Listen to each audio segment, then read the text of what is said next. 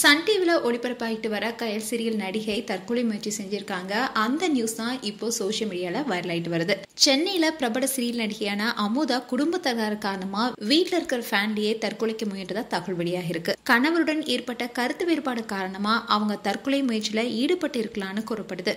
இந்நிலையில இந்த சம்பவம் தொடர்பா வழக்கு பதிவு செய்து விசாரணை மேற்கொண்டு வராங்க விருகம்பாக்கம் போலீசார். சினிமாவிலையும் சரி சீரியல்லையும் சரி நடிகைகள் தற்கொலை உள்ளிட்ட விபரீத முடிவுகளை எடுப்பது அதிகரிச்சுட்டே வருது. கடந்த சில ஆண்டுகளுக்கு முன்னாடி பிரபல சின்னத்திரை நடிகையான சித்ரா வீட்டுல தற்கொலை செஞ்சுக்கிட்டாங்க.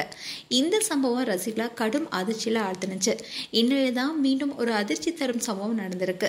அமுதா கயல் என்ற சீரியல் நடிச்சிட்டு வராங்க. அமுதா அவங்களுடைய கணவருடன் ஏற்பட்ட பிரச்சனை காரணமா நீண்ட நாட்களாவே மன அழுத்தத்துல இருந்துள்ளதா கூறப்படுது.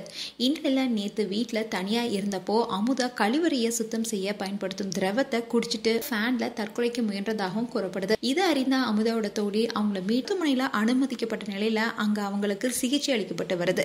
இந்நிலையில இது தொடர்பா விருகம்பாக்கம் போலீசார் வழக்கு பதிவு செஞ்சு விசாரணை மேற்கொண்டு வராங்க.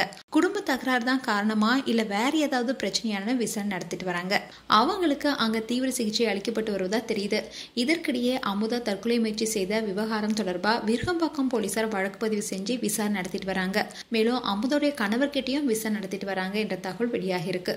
பிரபல சின்னத்திரை நடிகை தற்கொலை முயற்சியில் ஈடுபட்டது சின்னத்திரை நடிகர்கள் வட்டாரத்துல பரபரப்பை ஏற்படுத்தியிருக்கு.